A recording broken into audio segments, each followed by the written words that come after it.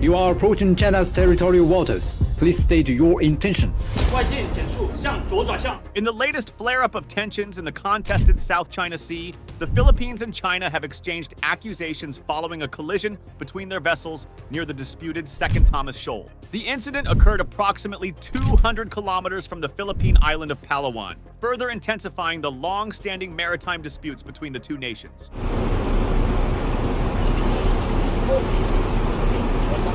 The collision involved a Chinese Coast Guard ship and a Filipino resupply vessel heading towards the Sierra Madre, a warship intentionally grounded in 1999 to bolster the Philippines' maritime claims.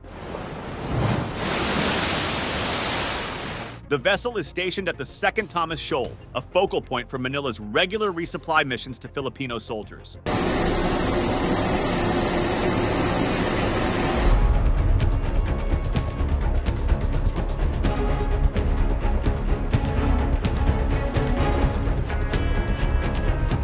The Philippine Coast Guard alleges that China fired water cannons and deliberately rammed resupply vessels, causing serious engine damage to one of them.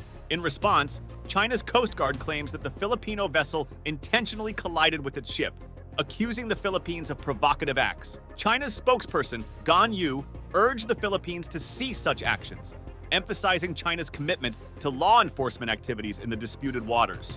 The collision follows a pattern of increasing maritime incidents in the South China Sea. Just a day before the collision, Manila accused Beijing of using water cannons to obstruct a civilian-operated government fishing vessel.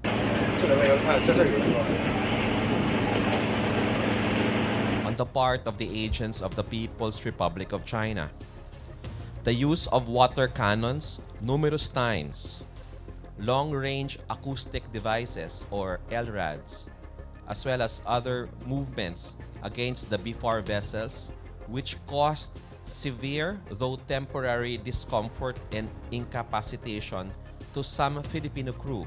China's purported exercise of maritime law enforcement powers, interference with Philippine rotation and resupply missions, harassment and intimidation of Philippine fisherfolk, or any other activity that infringes upon Philippine sovereignty and jurisdiction in Bahamas law and the Philippine sovereign rights and jurisdiction in Ayungin Shoal are violation of international law, particularly the UN Convention on the Law of the Sea.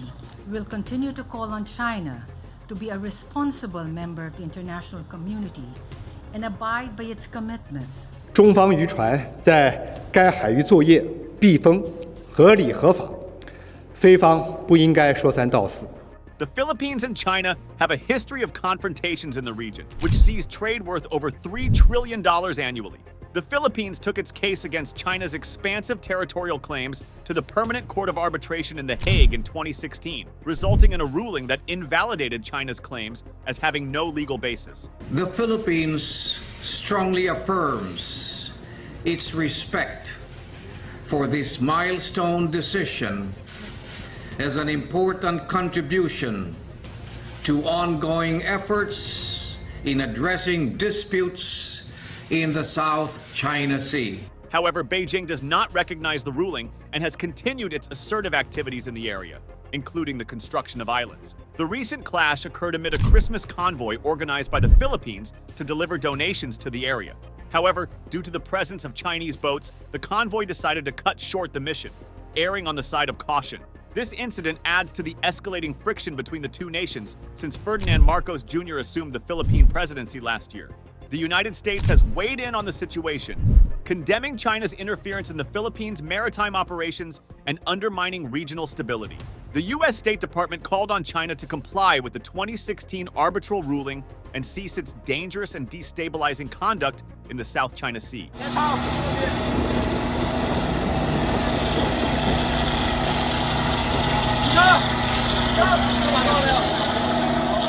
As tensions rise, Philippines President Ferdinand Marcos Jr. directly accused China of aggression and provocations in the South China Sea. Marcos affirmed the Philippines' determination to defend its sovereignty and rights in the region, denouncing China's actions as a violation of international law. The collision underscores the complex geopolitical dynamics in the South China Sea, where multiple countries, including Brunei, Indonesia, Malaysia, Taiwan, and Vietnam, assert territorial claims alongside the ongoing influence of major powers such as the United States. We're going to conduct a multilateral joint maritime and air patrol in the West Philippine Sea.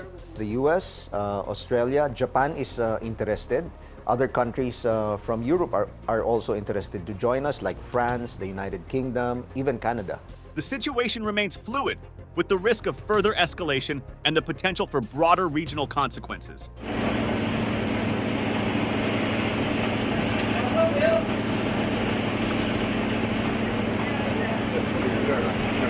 If you want a detailed overview of the escalating tensions in the South China Sea, do not forget to watch our previous uploaded videos.